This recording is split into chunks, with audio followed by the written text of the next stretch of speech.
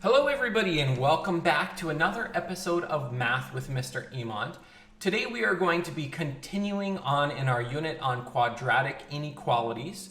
We're actually going to be starting outcome 9b here though, which is section 9.2 of your textbook. And all this outcome deals with is quadratic inequalities with only one variable. So before we were dealing with things like ax squared plus bx plus c is less than y, which would have had two variables, the x and the y. The only difference now is that they're not set equal to y, they're going to be set equal to 0. So we're only dealing with one variable, the x variable. And it can be in those following four forms: less than or equal, greater than or equal. A, B, and C are still going to be real numbers, and A cannot be 0, which means that it can be less than or equal to 0. And we're going to have a couple videos for this particular mini lesson. We're going to be dealing with solving these quadratic inequalities graphically or algebraically. And there's different methods to do it algebraically. And so we'll have one video for each method of solving. And just remember that our solution set can have no values, it can have one value, or it can have an infinite number of values. Let's give this a shot. So here's our first question. Solve the quadratic inequality graphically. We're dealing with this one. And this is less than or equal to 0, so there's only one variable. And we're going to actually use the same kind of methodologies that we did before. So the first thing that I'm going to do is try to factor this. So I'm going to split it up into my brackets, and I can see that it's going to be minus 3 and plus 1. So x minus 3 and x plus 1. So there I factored it. I can keep it as less than or equal to 0. And this is just going to help me find 2 points very quickly, right? I have this point here where the x-intercept is 3, and this one where the x-intercept is negative 1. So we have an x-intercept at negative 1 and an x-intercept at 3. Now there's a couple different strategies that you can use here. We probably want to find the vertex next, right? And if you recall, we can do negative b over 2a to find the p-value of your vertex, and then plug in that p-value to find your q-value. That's strategy number 1. Strategy number 2 is, in my opinion, just a little faster, but you have to be able to identify when you can do it. And strategy 2 is just to find the axis of symmetry, which is right there, right? It's in between my two x-intercepts, of course. And so there's my axis of symmetry. I'll just make it dotted and maybe a little bit thicker so we can see it clearer. So there we go. There's my axis of symmetry. And I know that my p-value of my vertex is on my axis of symmetry. And so this is when x equals 1. So now I can just plug in 1 instead. So again, I'm saving a little time because I didn't have to do the negative b over 2a. So now I have 1 squared minus 2 times 1 minus 3. And what is this? This is 1 minus 2 minus 3, which is negative 4. All right, so my vertex is going to be at 1 and negative 4. So right there. All right. Now, we traditionally, we kind of have enough information. I put some extra points there because I know my a value is 1. The value in front of here is 1, which means this is going to be a normal quadratic. So it's going to go left 1, up 1, left 2, up 4, left 3, up 9, right? So my next points are going to be there. And then left 4, up 16, and 16's too far up for me to plot points. They're up here, but that's fine. This is good enough. So here's my inequality. Well, not quite my inequality yet. There's my quadratic, right? Now I have to do less than or equal to 0. So when is it less than or equal to 0? Well, this is actually really simple. And you just need to kind of look at it. So let's take our highlighter out.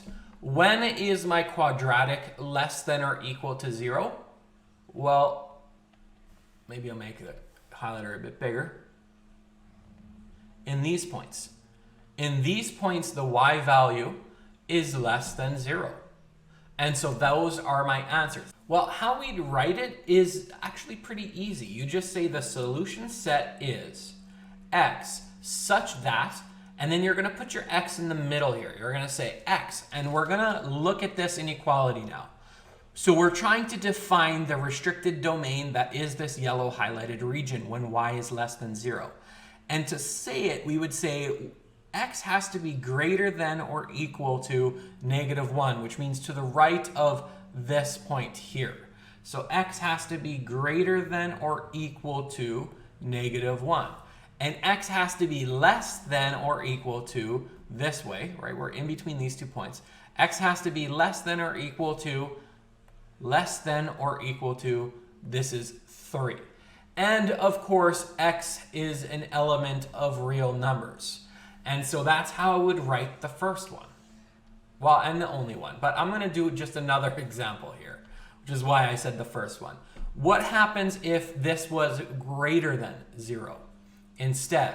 So a different inequality. Well, graphing it would be exactly the same process, right? But this greater than 0 is going to result in us highlighting a different portion of our quadratic. This one. And these points on our graph are when y is greater than 0. So that's what we're going to have to try to write as our restricted domain.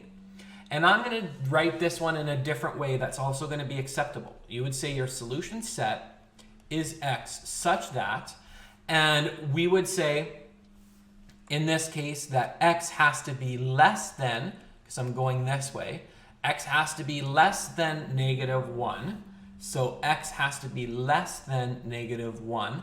And there's no equal sign now because this point here is actually not included in our solution. And what's the other one? It's from this point here this way, and it's not included. So we might actually draw even an open circle there. And this is when x is greater than 3. And of course, x is an element of real numbers. So here I just split it into the 2 restrictions. And of course, preferably, I prefer you to write it in one line. It's just a little clearer. And so you would write it like this: x such that, put your x in the middle, and x is going to be less than -1, and it's going to be greater than 3.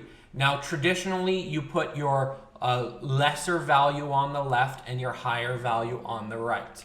And then whatever you do with these signs just depends on what you're trying to say. And x is an element of real numbers.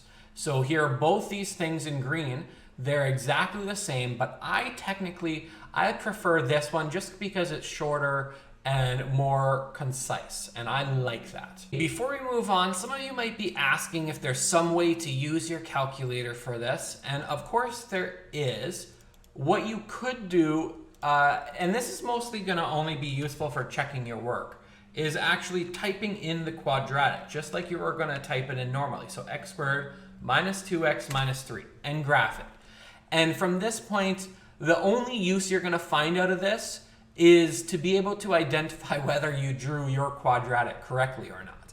And you can see here my x-intercepts look correct, my vertex looks correct, and these additional points up here look correct as well. So I drew my graph correctly, and I can visually see that it's less than or equal to 0. And that's about as much use as I'm going to get out of the calculator for this. All right, so it's going to be your turn. This is going to be the question that you work on. So you're dealing with solving x squared plus x is less than 6, and you're going to do so graphically. Now remember, there's a space for you to do this in your workbook if you're in my class, or you could try to do it on a graphing paper if you're just watching these videos on YouTube. All right, come back when you have the solution. See you soon. Okay, welcome back. Let's go through the solution. So we have x squared plus x minus 6 is greater than 0. And that's by subtracting the 6 to the other side.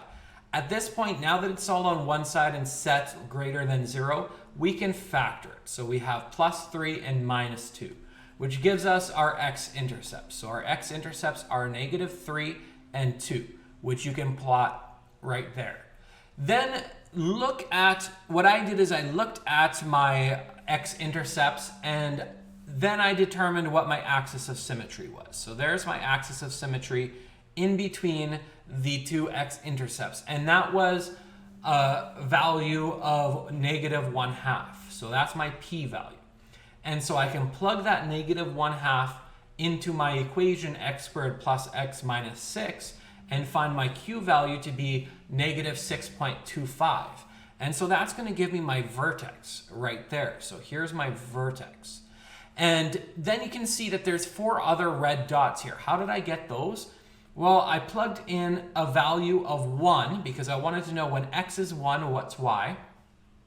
And I just plugged that in like really right here. It's nothing all that complicated. 1 squared is 1, plus 1 is 2, and 2 minus 6 is -4. So I have f of 1, the function when x is 1, is equal to -4, which gives me this point right here.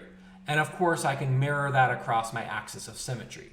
And the function when x is 3 is 6. So when I plug in an x value of 3, I get a y value of 6. And I can mirror that across my axis of symmetry. So there we go. Now I look at my my graph, right? And I'm trying to see when is it greater than or equal to 0, and that's in these regions in blue. So that's when it's greater than or equal to 0. And how would I write that? Well, that's x is less than -3 or greater than 2.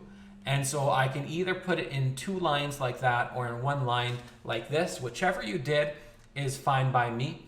And that's going to be it for this video. So in the next video, we're going to be looking at solving quadratic inequalities using algebra. Thanks for watching, everybody. You can like, follow, and subscribe to my social medias to get notifications as soon as new content is uploaded. In the top corner here, you will find the playlist that this video is in.